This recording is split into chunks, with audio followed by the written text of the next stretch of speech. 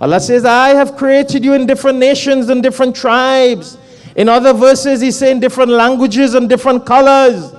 لِتَعَارَفُوا, so you will know people, understand people, learn to live better with people. لِتَعَارَفُوا, not detest people, not hate people, not kill people. Come on, which Islam? And you have people blatantly online and on the social media saying you should kill non-Muslims.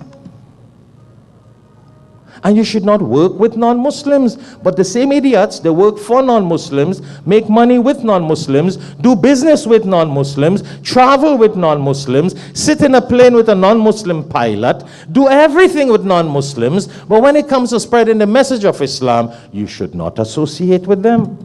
Which world are we living in? Why did the Prophet ﷺ set down those examples? And more than any one of us, he had the biggest oppression from kuffar and Jews and Christians around him. His own uncles, were his enemies. No, he didn't cut ties with them. He never gave up in giving them the message. It's they who wanted to kill him. It's they who chased him out. It's they. When he migrated from Mecca, my brothers and sisters go, Yawm al-Nabi just went by, everybody listening to the life of the Prophet, life of the Prophet, nobody follows it. When he migrated and they chased him out from Mecca, and he went to Medina, whom did he work with? The Jews and the Christians. And they worked together for the society and the community. Which prophet are we following? We only talk about him, but we don't follow him. You know why? Because we got a lot of crazy people who brainwash us. But you got to go back in the Quran. And you got to verify what these people are telling us. Yes, there are verses that refer to that fight and kill. But that is to those people who are fighting the Muslims, killing the Muslims, chasing the Muslims out. We were commanded to stand in defense and stand for our rights. That's what the law came. Not for everybody and every time. Actually, I'll quote one verse because time doesn't permit. I want to quote one last verse for you, directly into this issue as we talk about it. In chapter 60, go read it, chapter 60, verses 7, 8 and 9. Time doesn't permit me to go into all of it, but you can get the khutbah after. It's automatically recorded here, Alhikmat TV, Alhikmat Productions, inshallah. And that's why I tell you, you must take copies of it. Send it out for other people. You hear radical haters, Muslims, give it to them. Let them go in the Quran and become better. Let them don't misrepresent Islam. They're causing harm to themselves and Islam. Allah in this verse tells us very clearly, La yanhaakumullah anil ladhina lam yuqatilukum fid din. And then he continues to say, walam tukhrijukum min diyarikum. Subhanallah, subhanallah. Anta barruhum wa tuqsitu ilayhim. Very clear to the point. Allah says that he technically he's commanding us. He said, I don't forbid you. I forbid you from making those enemies your followers and making those enemies your protectors, and you need to fight them who fight you. You got to defend yourself, but that's the American law. If an army is coming to fight in America, you got to pull up your guns.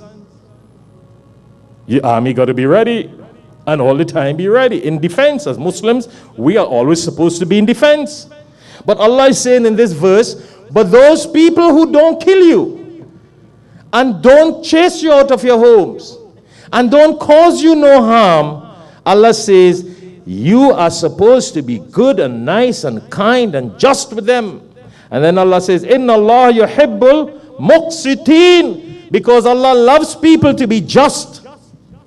And He do not want us to be unjust to the people who are nice and kind and loving to us. Go check it out, chapter 60, verse 8. And then, I have to remind myself and you of another verse again in Surah Luqman. The kuffar, the mushrikeen, the disbelievers. Allah, this is Quran, this is no fabricated hadith. that some people get to use as evidence. That's why I'm trying to use Quran. I ain't giving you no hadith story. A lot of these haters and extremists, they quote hadith to defend themselves. And they bring a bunch of dhaif and weak hadith to defend their hateful extremism, criminalistic lifestyle, misrepresenting Islam. Hear what Allah says here. He says, if you have parents, and I just cut in the verse a little bit. Chapter 31, Surah Luqman, verse 15. If your parents tell you, when jahadaka ala tushrika bi ma laysa laka bi ma laysa laka bi. If your parents strive to tell you to do things of shirk, wrong things, haram things, assign partners with Allah, فَلَا تُطِعْهُمَا. Allah says you don't follow them. Don't obey them if they tell you to worship other gods, to do wrong things, to do shirk, to do kufr. So I'm not telling you to do that. Allah doesn't tell us to do that. The Prophet ﷺ didn't do that. But what Allah says, Subhanallah, وَصَاحِبْهُمَا فِي الدُّنْيَا مَعْرُوفًا. You don't obey them in shirk and kufr.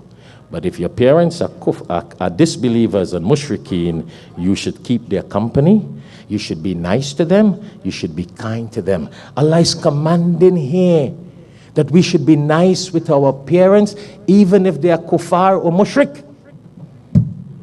This is a command in the Quran. So where do these bunch of haters get this from?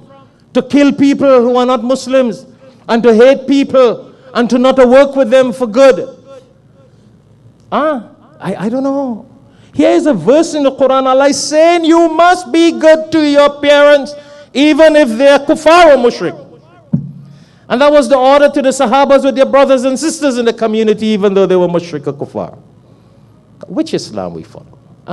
This is Quran. So, time really doesn't permit. I got to conclude. But I had to take a little few minutes extra because it's really frustrating to hear this extremism and hate and radicalism that misrepresent Islam in the world. When we are supposed to be the people who preach love and peace and the oneness of God and unite people. And whether people understand or not, our job is to give the message. Allah is the one who gives the hidayah. Allah is the one who gives hidayah. We are supposed to be nice with everybody else.